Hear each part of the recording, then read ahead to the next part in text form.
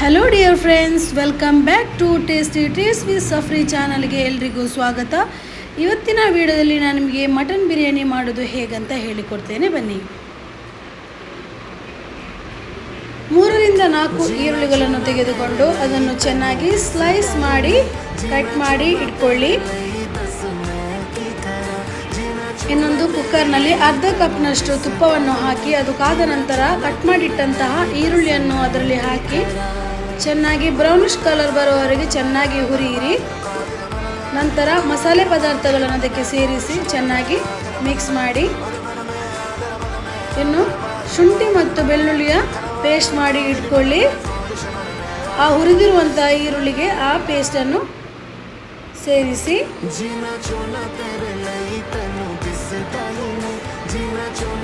ಚೆನ್ನಾಗಿ ಮಿಕ್ಸ್ ಮಾಡಿ.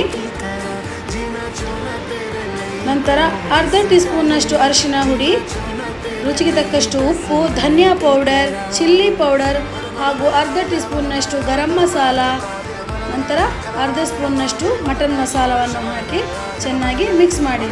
ಇನ್ನು ಒಂದು ಪಾತ್ರೆಯಲ್ಲಿ 2 ಲೋಟದಷ್ಟು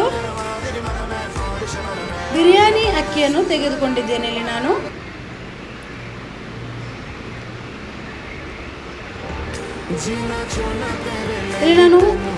ಮಟನನ್ನು 1 kg ಅಷ್ಟು ತೆಗೆದುಕೊಂಡಿದ್ದೇನೆ. ಹಾಗಾಗಿ 2 ಲೋಟದಷ್ಟು ಅಕ್ಕಿಯನ್ನು ಇಲ್ಲಿ ತೆಗೆದುಕೊಂಡಿದ್ದೇನೆ ನೋಡಿ. ನಂತರ ಅದಕ್ಕೆ ನೀರು ಹಾಕಿ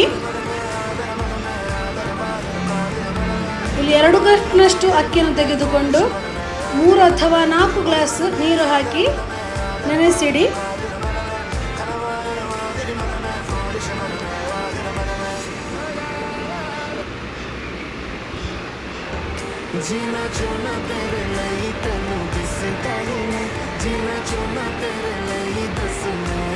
ಹತ್ತರಿಂದ 15 ನಿಮಿಷದವರೆಗೆ ಅಕ್ಕಿಯನ್ನು ನೆನೆಸಿಡಿ.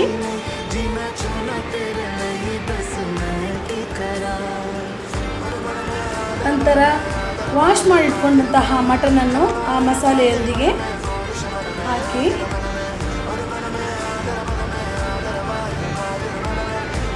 ಮಿಕ್ಸ್ ಮಾಡಿದ ನಂತರ 2 ಟೊಮೆಟೊವನ್ನು ಸ್ಲೈಸ್ ಆಗಿ ಕಟ್ ಮಾಡಿ ಅದರಲ್ಲಿ ಹಾಕಿ ಅರ್ಧ ನಿಂಬೆಯನ್ನು ಅಲ್ಲಿ ಬೆರೆಸಿ ಅದಕ್ಕೆ ಸೇರಿಸಿ. ಯಾಕಂದರೆ ಇಲ್ಲಿ ಮಾಂಸ ಚೆನ್ನಾಗಿ ಬೇಯಲು ಸುಲಭವಾಗುತ್ತದೆ ಹಾಗೂ ಬಿರಿಯಾನಿಗೆ ಒಳ್ಳೆಯ ರುಚಿಯನ್ನು ಇಲ್ಲಿ ನಿಂಬೆ ರಸ ನೀಡುತ್ತದೆ. ಹಾಗಾಗಿ ಅರ್ಧ ನಿಂಬೆ ರಸವನ್ನು ಇದೇ ಮಸಾಲೆಯೊಟ್ಟಿಗೆ ಹಿಂಡಿ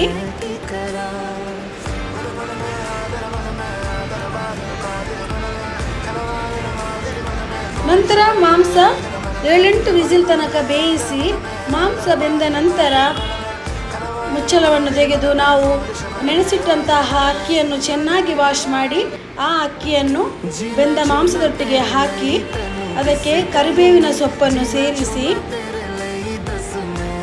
ನಂತರ ಕೊರಿಯಂಡರ್ ಲೀಫನ್ನು ಕೂಡ ಕಟ್ ಮಾಡಿ ಇಟ್ಕೊಂಡು ಅದಕ್ಕೆ ಸೇರಿಸಿ